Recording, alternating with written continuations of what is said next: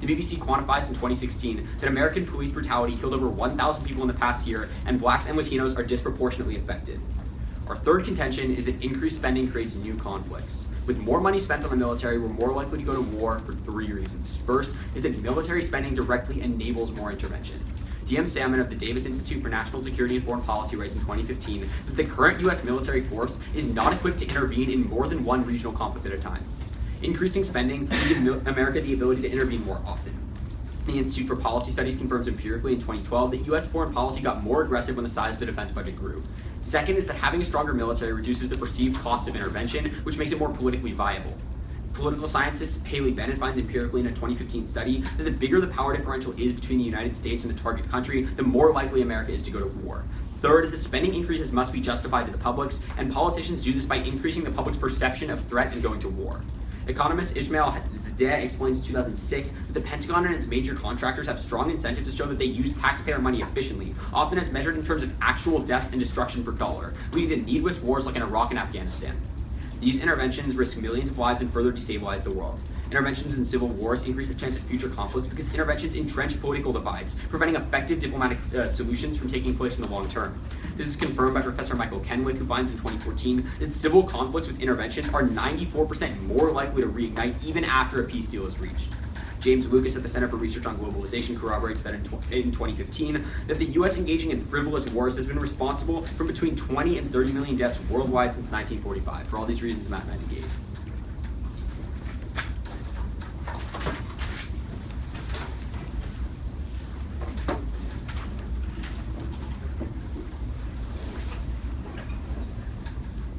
Are my judges ready?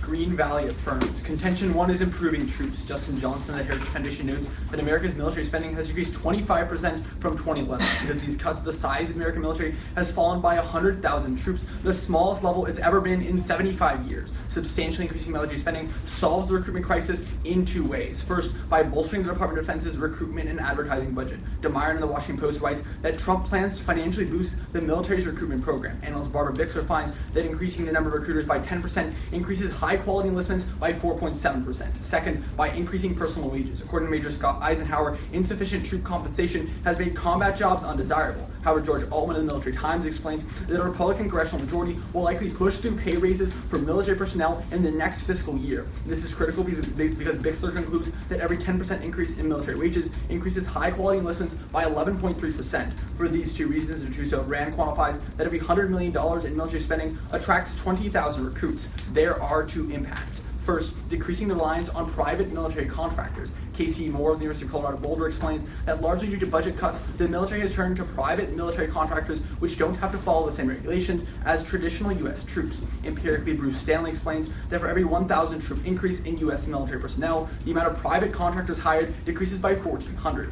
Decreasing the number of private military contractors is crucial, as Moore concludes that such reliance will lead to an increase in the number of conflicts entered into, as well as an increase in the duration of those conflicts due to their vested financial incentive. Second, increasing military readiness. An independent 2017 analysis by the Heritage Foundation finds that the U.S. is far from a ready force. Luckily, Freeberg of Breaking Defense writes that increased spending would fund training programs that would double the military's readiness. More trained troops allows the U.S. to support operations overseas, thus increasing the effectiveness of our response. This is key as military readiness prevents conflict from happening in the first place. Jack Spencer of the Heritage Foundation explains that this lack of commitment signals to the rest of the world that the U.S. is not prepared for conflict. Therefore, potentially hostile nations will be more likely to lash out against America, inevitably leading to U.S. involvement in combat. A high state of military readiness is more likely to deter potentially hostile nations from acting aggressively in regions of vital national interest, thereby preserving peace. Contention 2 is sailing to victory. Zachary Cohen of CNN explains that largely due to budget cuts, the U.S. Navy is at its smallest size since World War I. This is problematic, as Sean Gallagher explains that if the U.S. doesn't increase spending on the Navy, we A, won't be able to respond as quickly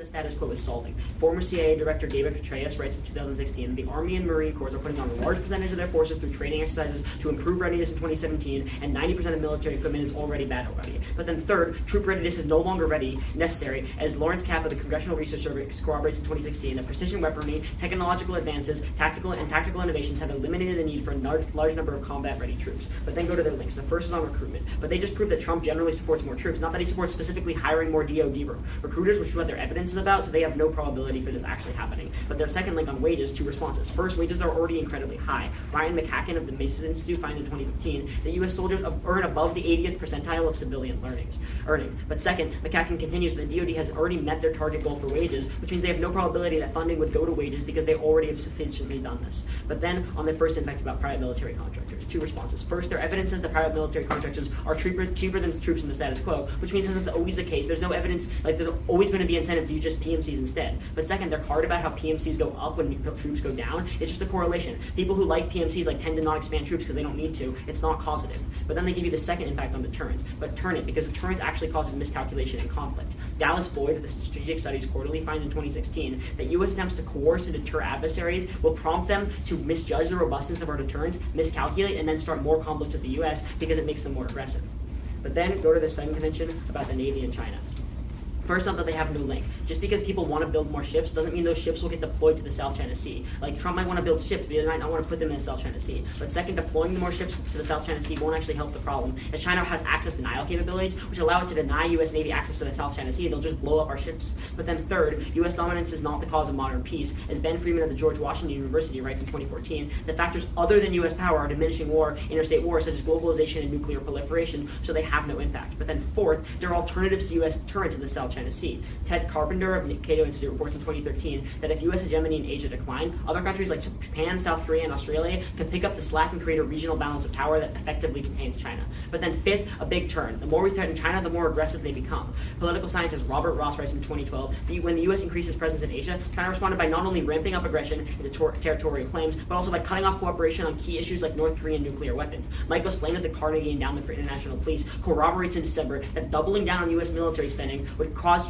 China to not only cut off all cooperation, but also trigger an arms race. This is problematic for 2 reasons. First, Toby Ryder explains empirically in 2000 that arms races increase the chance of war by 5 times because there are no political barriers and a high likelihood of miscalculation. But second, between the U.S. and China can ever avoid great power wars, resource scarcity, economic collapse, environmental degradation, and increased carbon emissions, we need to cooperate with China to solve our world's biggest problems. But then they talk about how there's high likelihood of going to war in the South China Sea. But China's been expanding in the South China Sea for decades and nothing has happened. Nicholas Jenny of Real Coil World writes in 2015 that there is little risk of conflict in the South China Sea because every actor has such deep economic ties in the region that they would never risk going to war over it. But then, finally, they say the U.S.-China might go to war, but the U.S.-China war also would never happen because political scientist Charles Grazer writes in 2011 that even if China surpassed the U.S. in military power, the nuclear deterrent would always be enough to prevent war from even being a possibility. But then, go to their solvency mechanism. First, note that they said in Crossfire they dropped the trade one, so I don't have to respond to this, but then talk about alliances. First, even if credibility is low now, Kang Vu at The Diplomat reports in 2016 that Trump will destroy our credibility to defend our allies, but withdrawing from all U.S. defense commitments, he's already said that he doesn't want to support all these foreign nations. So with or without military spending, our alliances are going down. But second, their 28% card, which says that it leads to less war, is talking about whether or not an alliance exists. Not whether the alliance is credible, so they have no link because it's just the fact that we have a treaty signed with them, not the fact that we have credible military deterrence. We'll take questions.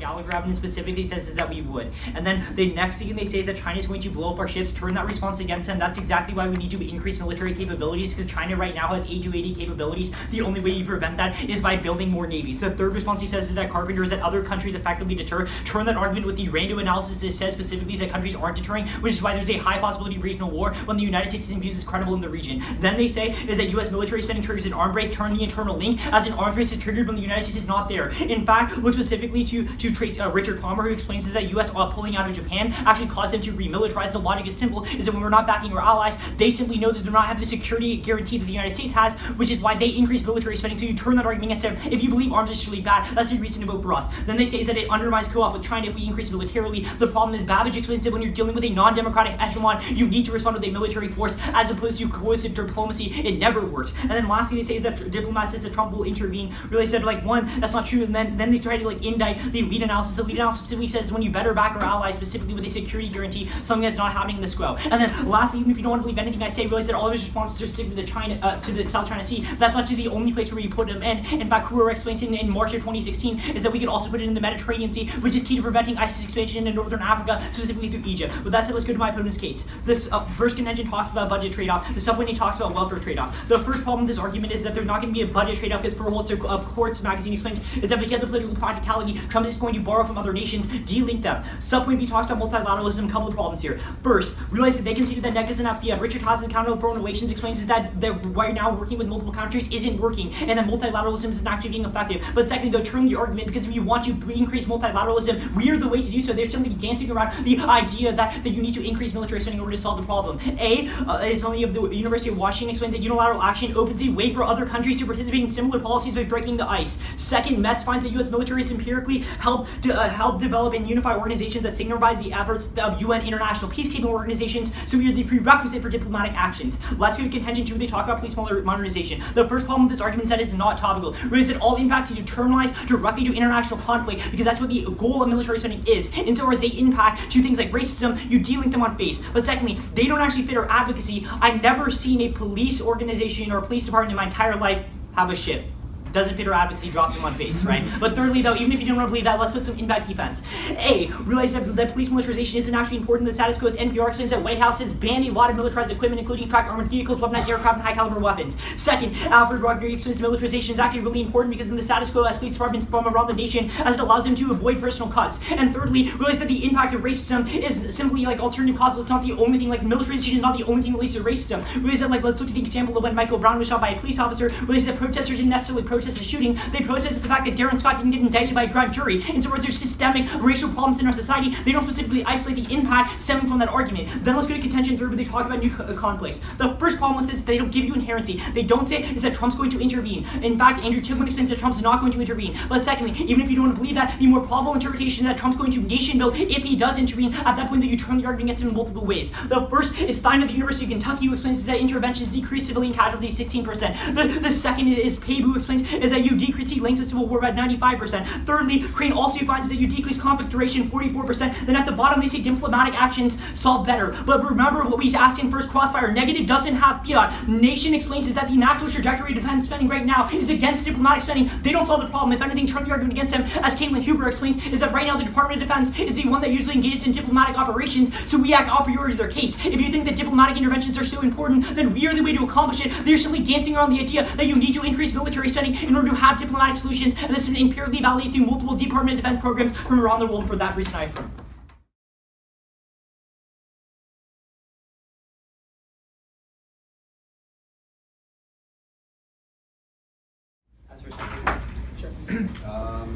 Sure. So like this Kruger thing, right? This wasn't in case at all, right?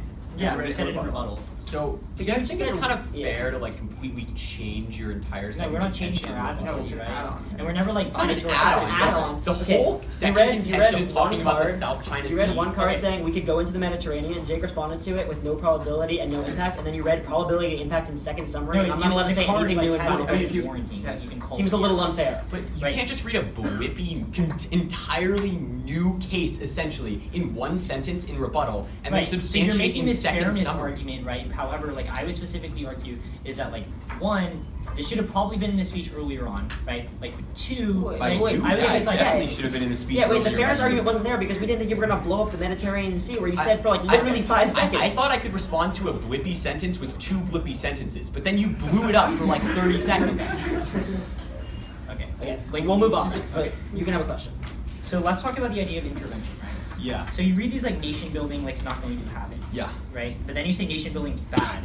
So nation's building not going to happen, nation's building bad. Fine. Like, Okay, good. That's Like, not worst case, offense, you guys that's get fine. no offense. Like that's just a deal. Like fine, we'll concede that like that was a bad we'll turn. go for Kenwick anyways. Okay. That was the strat all along. Yeah. Okay. So then let's talk about the idea of like the 95% increase in like the amount of conflict, right? You make this like analysis in the last speech that says is that the United States generally intervenes when conflicts are decreasing, right? Yeah. I would actually That's one. what Kenwick says. I didn't see that when I read the card. Okay, Like you can see it. two, right? I would like to say like where has this happened? Like the What Kenwick says specific actually like where in empirically. the world have we intervened when the conflict was decreasing? it's empirically that third-party interventions may be less likely conflicts that produce a large number of fatalities. No, like, I know. For example, that doesn't Syria. say that. Like Syria is killing so many people, and it's like really horrible conflict. That's why when we're the not trajectory of intervening. the conflict is We're really increasing. Yeah, because we're really worried that the trajectory of conflict is increasing. It's going to blow up if we intervene, which is why we're not intervening in Syria. But like Okay. other places where we think we can Like, I'm intervene, actually appalled like that the Bosnia, analysis for doesn't- example, like, they're like making it Bosnia, sound for like example, it like the genocide was doesn't already say going that. down by the time we intervened. Like there's tons of examples of this. So right, but like the Thine analysis specifically controls for like reverse causality. Does it really? Yes. So like how so? Right. It specifically says is that the natural trajectory of like a conflict is to increase when the United States like puts in troops. Why- So, like, the like, initial why? increase. Right. So let's say for example, like in 2000. Yeah. Also, like why is the sign card true? Okay, Just so like also, read, like right, 12 the, cards. okay, the Crane card says that you decrease the length of conflict 95%. And the warrant basically is that right now it's like the warrant is that when the United States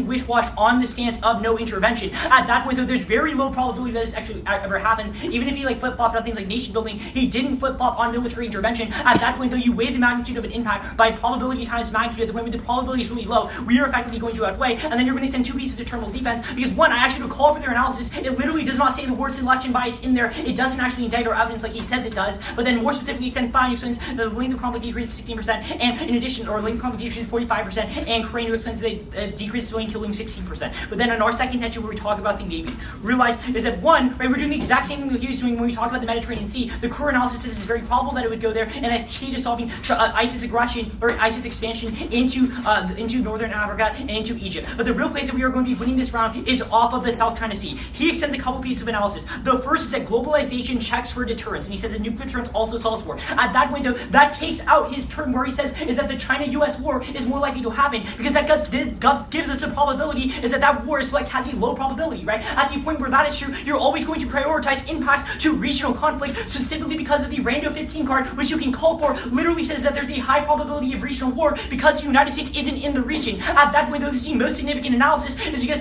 the Rando 15 goes on further. It says result in 12 million casualties. We give you a conceptualization since the very first speech as to what this actually means, and we see that regional war actually outweighs. And the way we win regional war is we say that when the United States isn't strong in a country, we say, according to Richard Palmer, because dropped from my opponents, is that countries like Japan and South Korea will remilitarize, which is the thesis of their case. And at that point, where he gives the Ryder analysis, says that arms race increases the probability of war. At the point in which the actual trajectory of war is already higher than a full-scale war between the United States and China, we preview that we, one, are more probable, and two, we outweigh in magnitude. And for that reason, I strongly urge an affirmative ballot.